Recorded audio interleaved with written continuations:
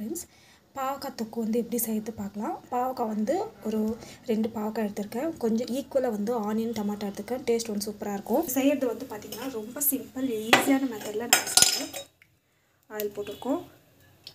முடிஞ்ச அளவுக்கு கொஞ்சம் லிமிட்டடாகவே ஆயில் போட்டுக்கோங்க, அதிகமாக வேண்டாம். அண்ட் கடுகு, சீரகம்,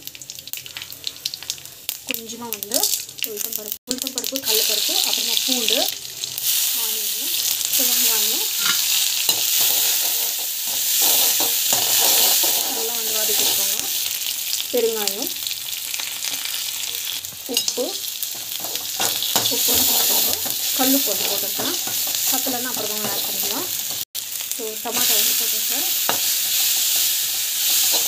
ஸோ இது வந்து பார்த்திங்கன்னா நல்லா வந்து வதங்கும். இப்போ வந்து பார்த்திங்கன்னா பாவக்காய் வந்து ஆட் பண்ணி நல்லா வந்து வதங்கிட்டோம். இது வந்து பார்த்திங்கன்னா அந்த எண்ணெயில் வந்து நல்லா ஃப்ரை ஆகணும். மிளகாத்தூள் வந்து ஆட் பண்ணிக்கலாம். ஸோ அது வந்து நல்லா வந்து மிக்ஸ் பண்ணிக்கோங்க.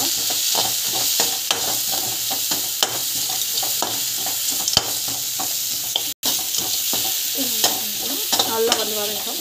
நல்லா பச்சை வாசம் போகிற வரைக்கும் நல்லா வதங்கணும். எந்த சைடில் கொஞ்சமாக வந்து வதக்கிக்கோங்க.